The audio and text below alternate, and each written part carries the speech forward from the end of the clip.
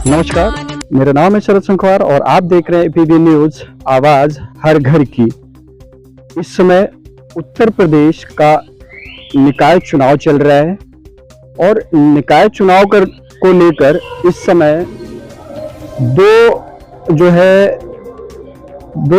इस समय जो चुनाव चल रहा है जो कि दो निर्वाचन क्षेत्र में बांटा गया है। जैसे कि अभी एक जो फेज हुआ है, ये चुनाव दो फेज में बांटा गया है, जिसमें कि एक फेज जो चुनाव हुआ है उसमें अभी तक जो है 37 जिलों का चुनाव हो चुका है। और इस समय मैं मौजूद हूँ कानपुर में। कानपुर का ये जो क्षेत्र है, बर्रा क्षेत्र है, इसमें बहुजन समाज पार्टी के जो प्रत्याशी हैं वो ओम प्रकाश पाल जी हैं। आइए जानते हैं उनसे कि उनकी चुनाव की तैयारियां कैसी चल रही हैं। सर, नाम बताइए। ओम प्रकाश पाल।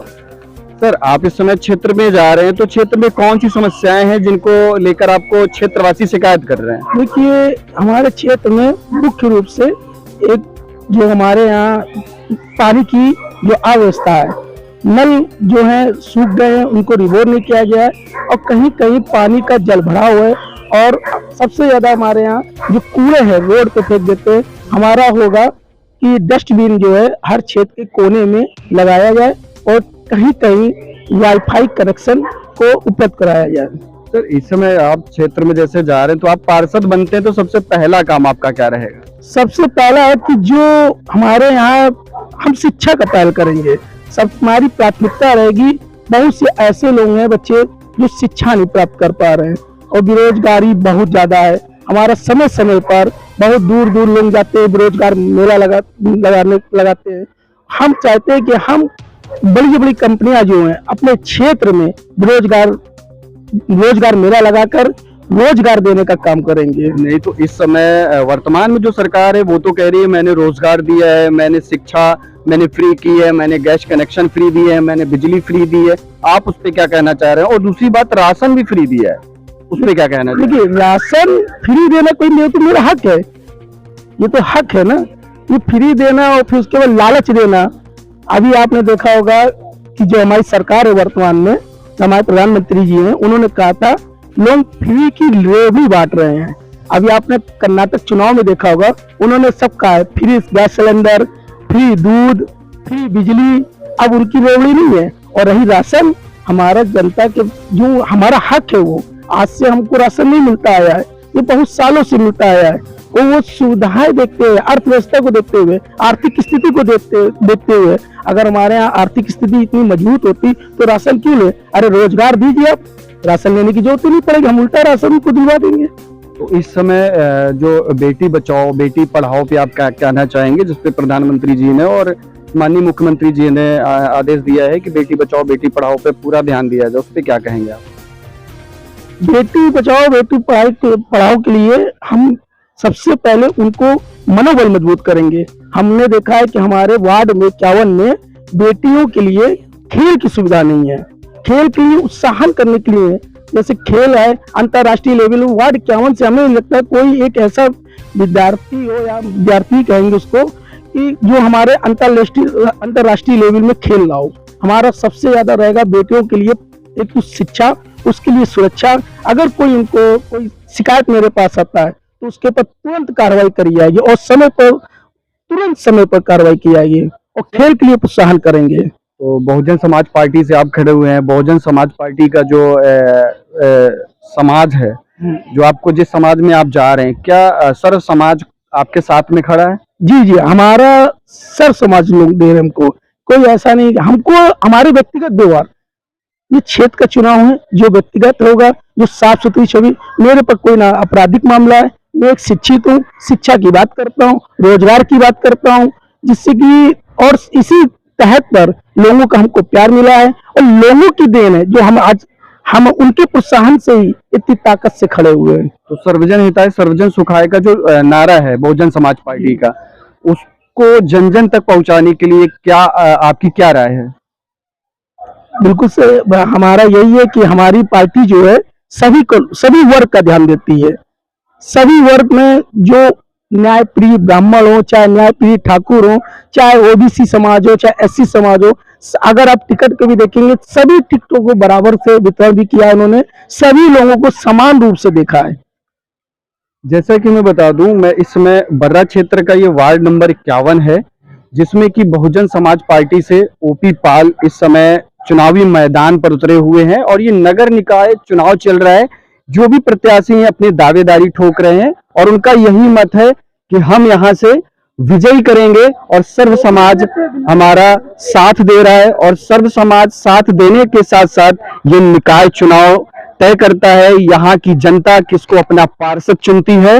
और इस समय इसी निकाय चुनाव में जो है मेयर का भी चुनाव चल रहा है, तो इसको देखते हुए हम कह सकते हैं कि सारी पार्टियां अपने अपने अनुशासन, अपने अपने वादे और कह सकते हैं कि लुभावनी वादे कर सकते हैं। जैसे कि कुछ हमारे ओपी पाल जी ने बोला कि यहाँ पर जो समस्याएं हैं, नाली की समस्या है, तो ये सारी समस्याएं जो पार्षद जी के द्वारा पूरी की जाएंगी। सर, क्षेत्र में जो समर्थन मिल रहा है वो क्या बहुजन समाज पार्टी के कार्यकाल का जो विकास है, क्या वो जनता में अभी भी याद है? क्या जनता भूल गई उनके विकास को? बहुजन समाज पार्टी का, हमारी बहन जी मायावती का जो 4 बार मुख्यमंत्री रही, उनका कार्यकाल तो सभी को याद है। सख्त प्रशासन, उमदा काम, मायावती का यही ऐलान, ये तो उनका नारा था। और सर्जन हिताय सर्जन सुखाय, सभी वर्ग को साथ में लेके चलते थे। तो इस समय जैसा कि कहा जाता है कि बहुजन समाज पार्टी सिर्फ एससी की पार्टी है, ये कितनी हकीकत और कितना झूठ है? ऐसा नहीं है। आज हमारे यहाँ जो प्रदेश अध्यक्ष हैं उत्तर प्रदेश के, हमारे प्रदेश अध्यक्ष उत्तर प्रदेश के, जिनको कमान सौंपी गई, वो विश्वनाथ पाल जी हैं। वो एससी समाज के तो आते नहीं है। हमारे यहाँ से जो विधायक लड़े थे, पंडित मोहन मिश्रा जी लड़े थे, वो तो एससी समाज से नहीं आते हैं। ऐसा नहीं है। हमारी बहन जी मायावती जो पार्टी में और क्षेत्र में जो काम करता है, जो कर्मठ होता है, जुझारू होता है, उसे देती हैं। तो शासन शिक्षित वर्ग को देखते हैं क्योंकि उसका कोई क्रिमिनल रिकॉर्ड तो नहीं है। हमारे बहन जी मायावती में अगर जरा सभी कोई क्रिमिनल एक्टिविटीज होता है, उसको तुरंत कोई टिकट नहीं दी जाती है। तो आपको क्या लगता है, जिस तरह से आप जनता के बीच जा रहे हैं, जनता के विश्वास दिला रही है, उससे क्या आपको लगता है कि आप इस समय भावी प्रत्याशी हैं, विजय की ओर जा रहे हैं? क्या आपको लगता है?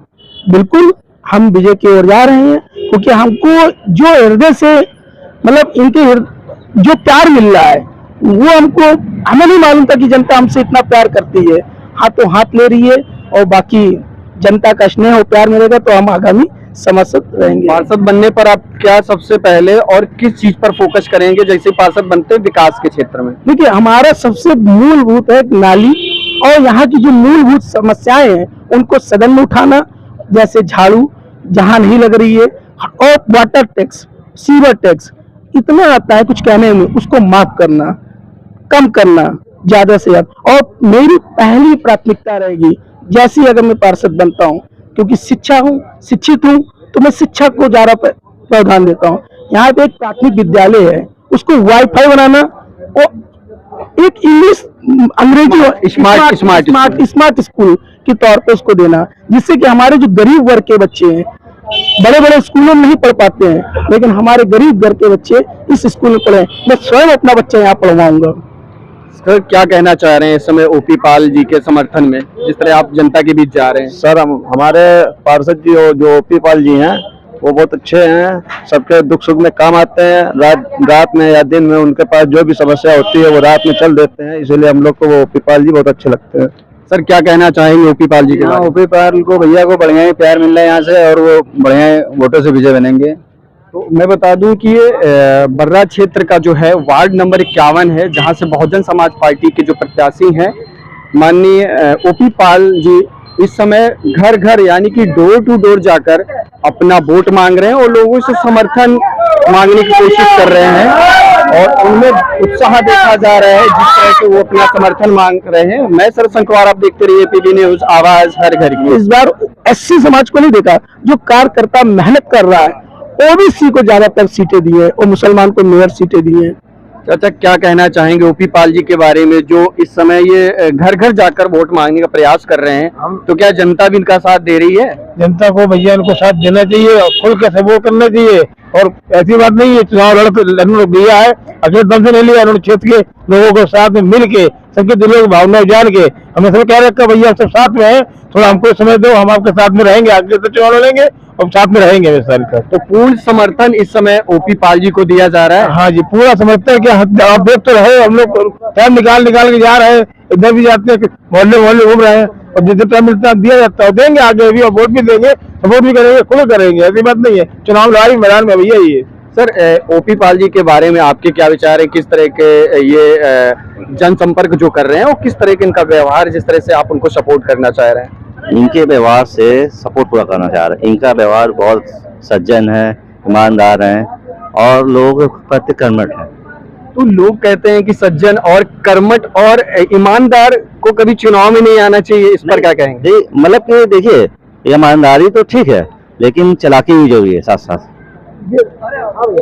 और मानते हैं ठीक है ईमानदार जरूरी है कि हर कोई ईमानदार ना हो, ईमानदार भी होना जरूरी है कि लोग ईमानदार को भी सपोर्ट करना चाहते हैं। क्योंकि बहुजन समाज पार्टी का एक मानवर कांशीराम जी का और डॉक्टर बी.आर. अम्बेडकर जी का नारा है कि शिक्षित रहो, संगठित रहो, संघर्ष करो। इसके बारे में क्या कह रहे हैं कि देखिए संविधान के प्रति चलेंगे, कानून के प्रति, तो सब ठीक है। देखिए इस समय मैं बर्रा क्षेत्र में खड़ा हूँ, कानपुर नगर का ये क्षेत्र है जो कि क्षेत्र वार्ड नंबर 51 है।